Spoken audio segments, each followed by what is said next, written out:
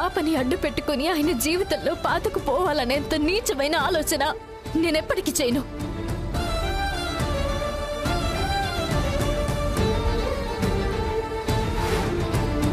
Sweety ద్వారా ఆయన సంతోషంగా ఉండడం నేను చూశాను కాబట్టి నేను ఈ సలహా ఇచ్చాను. ఏంటి స్వీటీ స్వీటీ అని దాని గురించి తెగ చెప్తున్నావు? అదేమైనా కార్తీక్ కన్నబిడ్డ? దాన్ని చూడగానే కార్తీక్ గుండా ఆనందంతో పొంగిపోవడానికి? అక్క, రక్త సంబంధం లేకపోవచ్చు, కానీ స్వీటీని చూసినప్పుడు నా గుండె అలాగే పొంగిపోతుంది.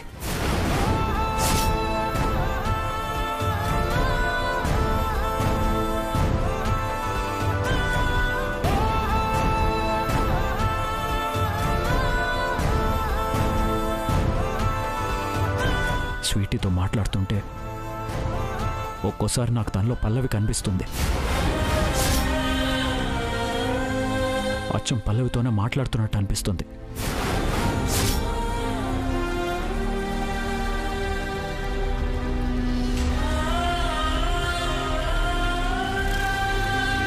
అందుకని ఊరు పేరు లేని దాన్ని, ఏ జాతో తెలియని దాన్ని దాన్ని తీసుకొచ్చి మన ఇంట్లో పెడతావా? సకలా, నువ్వు ఉండు. అరే, అర్థం పర్థం లేకుండా ఏంటి గొడవ?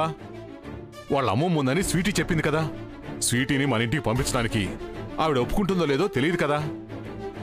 ఏమీ తెలియకుండా ఏంటి రాద్దాంతం? వెళ్ళి ఒకసారి ఆవిడతో మాట్లాడితే ఏ విషయమని తెలుస్తుంది కదా. అందుకోసం ప్రయత్నించడంలో తప్పేం లేదు మావయ్య గారు. మీరేమంటారు?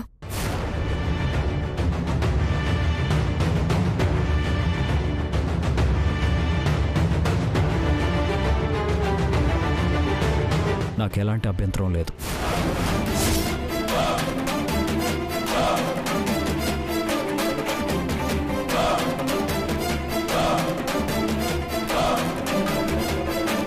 మీరేమంటారు అత్తయ్య? మీరు పెంచుకుంటాననడంలో నాకే అభ్యంతరం లేదమ్మా. కాకపోతే పాప మీదున్న ప్రేమ వాళ్ళ అమ్మమ్మ ప్రేమకి శాపం అవుతుంది. ఈ విషయాన్ని గుర్తుపెట్టుకోండి. అలాగే అత్తయ్య, ఆవిడికి ఎలాంటి ఇబ్బంది బాధ లేదు అని ఒప్పుకున్న తర్వాతే స్వీటీని ఇంటికి తీసుకొస్తాం. సరే, మీ ఇష్టం అమ్మా. ఏమండి, ఈరోజు చాలా మంచి రోజు. ఇప్పుడే వెళ్ళి స్వీటీ వాళ్ళ అమ్మమ్మతో మాట్లాడదాం. ఏమంటారు?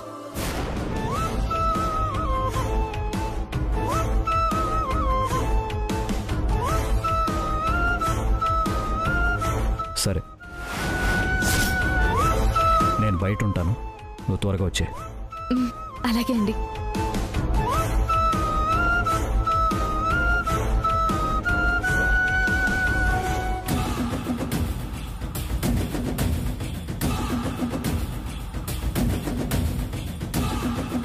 ఇది ఇంట్లో ఎక్స్ట్రా అనుకుంటే దీనికి తోడు ఇంకో ఎక్స్ట్రా లగేజా?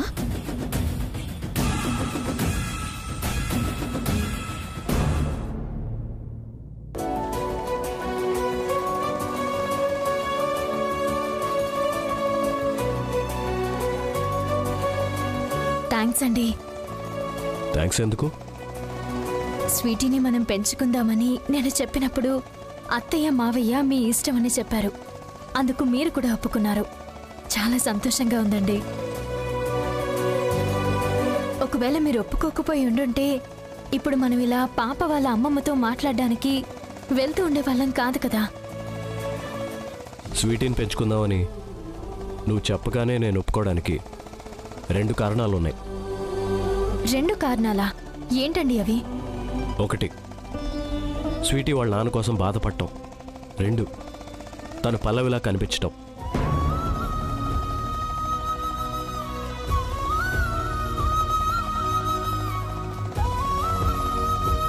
ఏంటండి, స్వీటీ మీకు పల్లవి అక్కలా కనిపిస్తుందా? అవును, కొన్నిసార్లు తన మాటల్లో నాకు పల్లవి వినిపిస్తుంది.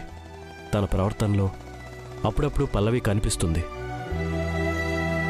స్వీటీలో పల్లవి లక్షణాలు ఉండటం మాత్రమే కాదు, తన పేరు కూడా అదే అవటం నాకిప్పటికీ ఒక వండర్లా అనిపిస్తుంది. ఏమండి, స్వీటీకి ఎలాగో అమ్మ నాన్న లేరు కదా, అందుకని వాళ్ళ అమ్మమ్మ గారితో మాట్లాడి మనకి దత్తత ఇవ్వమని అడుగుతామండి. మీరేమంటారు? ఒకవేళ వాళ్ళ నాన్న ఒప్పుకోకపోతే? అతను ఎక్కడున్నాడో తెలియదు కదండి. కానీ ఏదో ఒక రోజు తిరిగి వస్తే? తిరిగి వచ్చేవాడే అయితే కూతుర్నల్లా వదిలేసి వెళ్ళిపోడు. నాన్న కోసం స్వీటీ పడుతున్న బాధని చూస్తుంటే నాకు చాలా బాధగా అనిపిస్తుందండి. అతను అలా పాపను వదిలేసి వెళ్ళటానికి, దూరంగా ఉండడానికి కారణం ఏంటో నాకు తెలియదు, కానీ అతని మీద మాత్రం నాకు చాలా కోపంగా ఉంది. సాధారణంగా పిల్లలు ఒక్కరోజు అర్రోజు ఊరెళ్తేనే కన్నీళ్లతో తల్లడిల్లిపోతాం. ఒక్కరోజులోనే ఏదో కోల్పోయిన వాళ్ళం అవుతాం. అలాంటిది పాపను వదిలేసి వెళ్ళిపోవడానికి అతనికి మనసు ఎలా వచ్చిందో అర్థం కావట్లేదు. కళ్ళారా చూడకుండానే పల్లవి కడుపులో మా బిడ్డ దూరమైందని నేను ఎప్పటికీ కుమిలిపోతూనే ఉంటాను. అలాంటిది కళ్ళ ముందున్న కన్న కూతురిని చూడకుండా అతను ఎలా ఉంటున్నాడు, ఎలా ఉండగలుగుతున్నాడో తెలియట్లేదు. అవునండి, వాళ్ళ నాన్న ఎవరో గాని స్వీటీ విషయంలో బాధ్యత, ప్రేమ లేకుండా ఉన్నాడు. తండ్రి మీద కూతురు దిగులు పడుతుందనే బాధ కూడా లేకుండా పోయింది అతనికి. రాధిక, స్వీటీని మనం పెంచుకుంటే తన మనసులో దిగులు, బాధ కొంతవరకే దూరం అవుతాయి. అదే వాళ్ళ నాన్నొస్తే తన బాధ అంతా దూరం అవుతుంది. ప్రపంచంలో ఉన్న సంతోషం అంతా తన సొంతం అవుతుంది. అందుకే స్వీటీ వాళ్ళ అమ్మమ్మతో మాట్లాడి స్వీటీ వాళ్ళ నాన్న ఎక్కడున్నాడో తెలుసుకుందాం. అతను ఎక్కడున్నా సరే స్వీటీ దగ్గరికి తీసుకెళ్దాం. అలాగేనండి.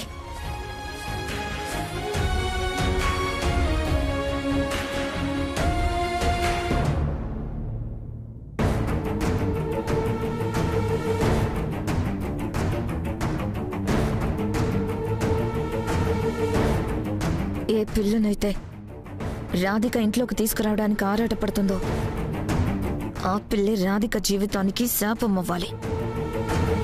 రాధిక ఈ ఇంట్లో నుంచి, కార్తిక్ జీవితంలో నుంచి శాశ్వతంగా వెళ్ళిపోవడానికి ఆ పిల్లే ఆయుధం కావాలి. కానీ ఎలా?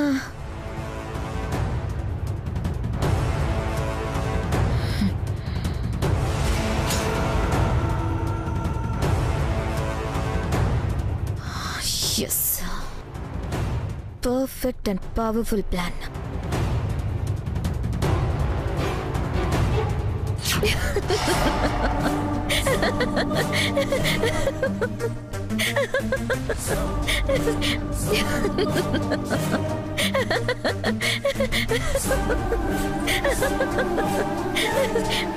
ఎందుకు నవ్వుతున్నావు? ఆశ్చర్యమా, ఆనందమా, అనుమానం? ఏంటి నీ ప్లాన్? రాధికను ఏం చేయబోతున్నావు? పాపని కిడ్నాప్ చేయించి పైకి పంపిస్తాను. ఆ నేరం రాధిక మీదకి వేసి దాన్ని ఆ కేసులో ఇరికించేసి జైలుకు పంపిస్తాను. ఇక ఆ రాధిక బ్రతుకు జైలుకి అంకితం అయిపోతుంది. వనవాసం నుంచి తిరిగొచ్చిన సీత తిరిగి రాముణ్ణి కలవకుండా రామాయణం ముగిసిపోయింది. జైలు నుంచి ఏ 15 ఏళ్లకో 16 ఏళ్లకో తిరిగొచ్చిన రాధిక తిరిగి కార్తీక్ని కలవకుండానే వీళ్ళ రామాయణం ముగిసిపోతుంది. దానివల్ల నీకేంటి ఉపయోగం? మనం బ్రతికుండాలంటే మన శత్రువు బ్రతికుండకూడదు.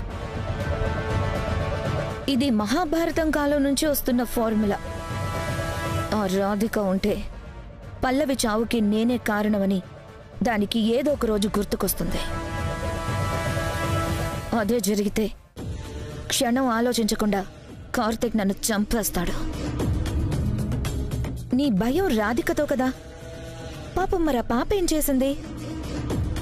ఆ స్వీటీని రాధిక దత్తత తీసుకుంటే ఈ ఇంట్లో రాధిక ప్లస్ పర్మనెంట్ అయిపోతుంది. కానీ ఆ పిల్ల రాక్షసి చాలా విషయాల్లో రాధికకి అదృష్టంగా పనిచేస్తుంది. అందుకే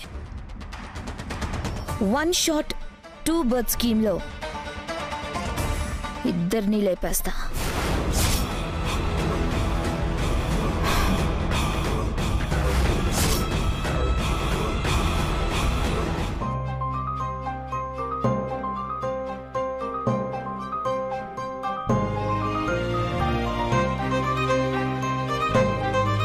నువ్వు నాకు దూరం అవ్వకుండా ఉండడం కోసం నేను తీసుకున్న ఈ నిర్ణయం తప్పో ఒప్పో నాకు తెలీదమ్మా. కానీ ఆ కార్తిక్ వాళ్ళ కుటుంబం నీడ నీ మీద పడకుండా ఉండడం కోసం ఈ జన్మలో నిన్ను వాళ్ళని కలవకుండా చేయడం కోసం నేను ఈ నిర్ణయం తీసుకోక తప్పదు. అమ్మమ్మా, ఎందుకు బాధపడుతున్నావు? నిన్ను వదిలిపెట్టి ఊరు వెళుతున్నాను కదమ్మా, అందుకే. ఊరు నుంచి మళ్ళీ ఎప్పుడొస్తావు? తెలీదమ్మా. చాలా ముఖ్యమైన పని మీద వెళుతున్నాను. ఆ పని పూర్తవ్వడానికి ఎంత టైం పడుతుందో, ఎన్ని రోజులు పడుతుందో తెలీదు. కొన్ని రోజులే కదమ్మమ్మా, నువ్వు మళ్ళీ వస్తావు కదా. మరి ఏడవడం ఎందుకు? ఈ లోకంలో నాకున్నది నువ్వే కదమ్మా. అసలు నేను బ్రతుకుతున్నదే నీకోసం. అలాంటి నీ విషయంలో నేను ఇలాంటి నిర్ణయం తీసుకోవాల్సి వచ్చింది.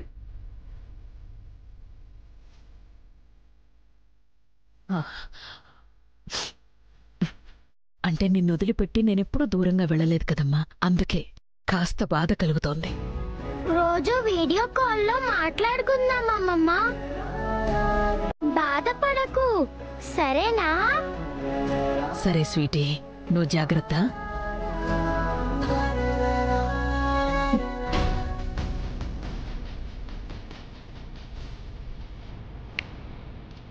స్వీటీ, నువ్వు రూమ్కి వెళ్ళమ్మా. అలాగే అమ్మమ్మ, బాయ్. బాయ్.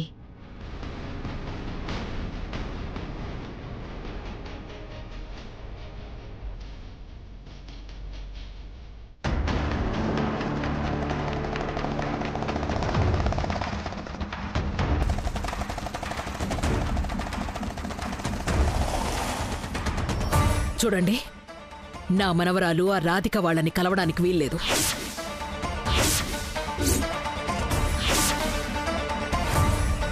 నా మనవరాలు వాళ్ళని కలిసినట్టు తెలిసినా, వాళ్ళు నా మనవరాల్ని కలిసినట్టు తెలిసినా అస్సలు ఊరుకో. చంపి పారేస్తాను, అర్థమైందా?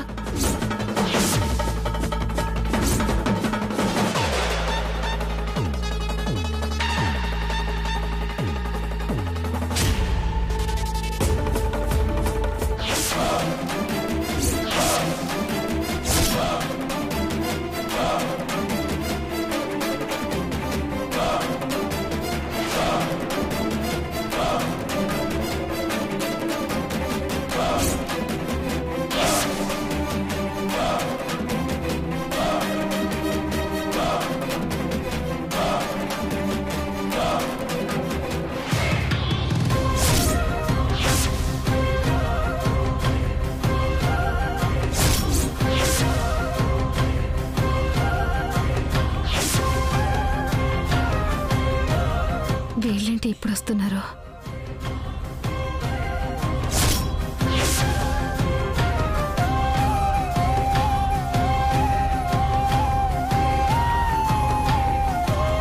జ్యోతి, పాపను చూసుకో, నేను వాళ్ళని మేనేజ్ చేసి పంపిస్తా. సరే. ఎట్టి పరిస్థితుల్లోనూ పాప బయటికి రావడానికి వీలేదు. సరే, జాగ్రత్త. అలాగే.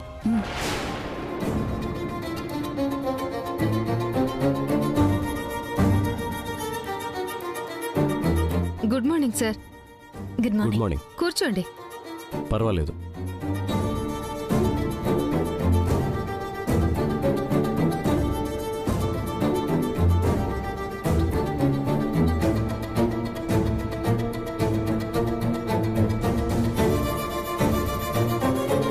స్వీటీ గురించి ఒక విషయం మాట్లాడదామని వచ్చాం. చెప్పండి సార్. ఏ విషయం గురించి? అన్ఫార్చునేట్లీ పాపం స్వీటీకి అమ్మా నాన్న లేరన్న విషయం తెలిసింది. సో మేం పాపని అడాప్ట్ చేసుకోవాలనుకుంటున్నావు.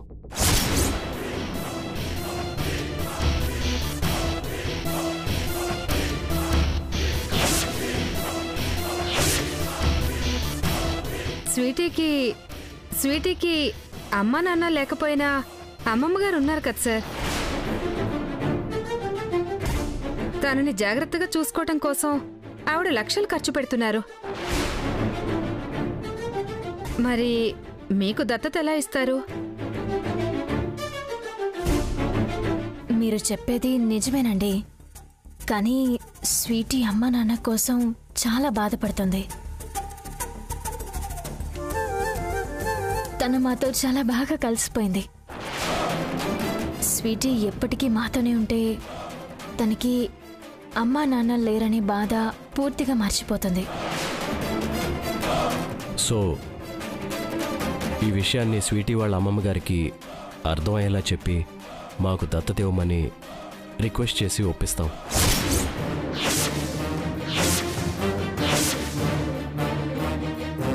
స్వీటీ వాళ్ళ అమ్మమ్మ గారి అడ్రస్ ఇస్తారా?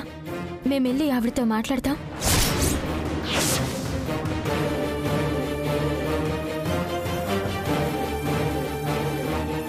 నా మనవరాలు వాళ్ళని కలిసినట్టు తెలిసినా, వాళ్ళు నా మనవరాల్ని కలిసినట్టు తెలిసినా అస్సలు ఊరుకోను. మేడం ప్రస్తుతం ఊళ్ళో లేరండి. తిరిగి రావడానికి కొన్ని రోజులు పడుతుందని చెప్పారు. It's okay. ఆవిడ ఫోన్ నెంబర్ ఇవ్వండి, ఒకసారి మాట్లాడతాం. అమ్మో, ఫోన్ నెంబర్ ఇస్తే ఇంకేమైనా ఉందా? ఆవిడ నాకు ఊరేసేస్తుంది. ఆవిడ ఫోన్ నెంబర్ ఇవ్వండి, కుదిరితే ఎక్కడున్నారో తెలుసుకుని అక్కడికే వెళ్ళి మాట్లాడతాం. లేదంటే ఫోన్లోనే మాట్లాడి కన్విన్స్ చేస్తాం.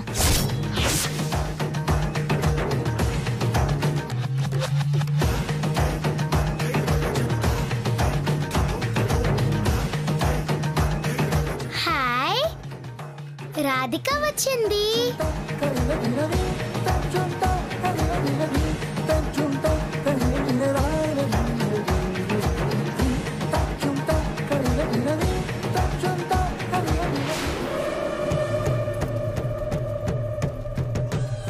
స్వీటీ, బయటికెళ్ళకూడదు, ఇక్కడే ఆడుకోవాలి, ఓకే?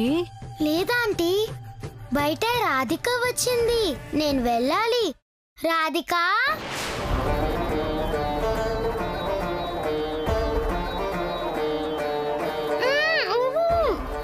Sorry sir.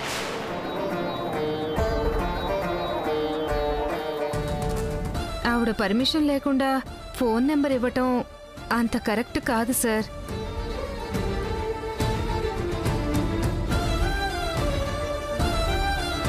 ఒక్కో మొహం తెలియని వాళ్ళకి ఇవ్వటం కరెక్ట్ కాదు, కానీ పాప మాకు ఎప్పటి నుంచో తెలుసు. పాప చాలాసార్లు మా ఇంటికి రావడం కూడా ఆవిడకి తెలుసు.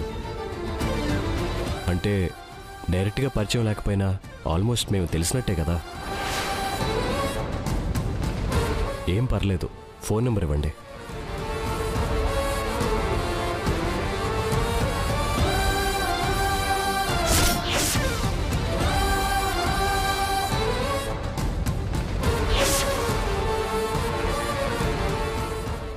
నోట్ చేసుకోండి సార్.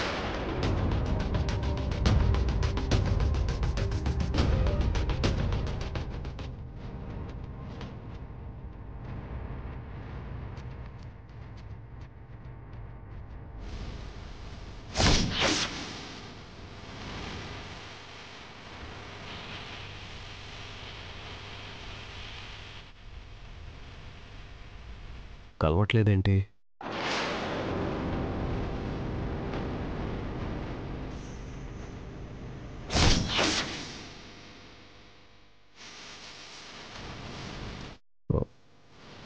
ఫోన్ కలవట్లేదండి.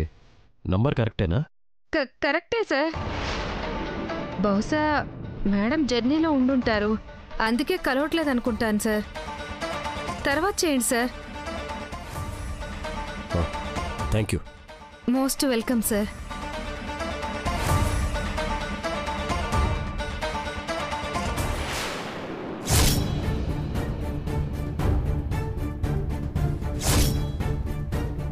స్వీటీ వాళ్ళ అమ్మమ్మ గారి ఇంట్లో ఉంది సార్. సాయంత్రం వస్తుంది.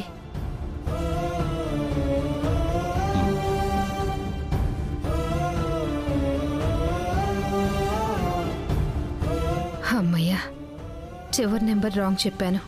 అది కూడా కలవలేదు కాబట్టి బతికిపోయాను.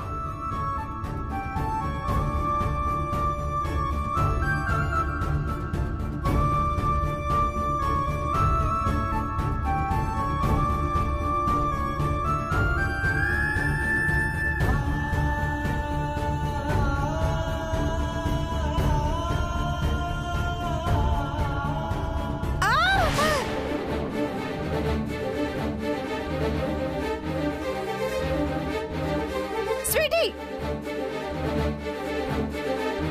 ఆగు స్వీటీ, స్వీటీ, స్వీటీ ఆగమ్మా.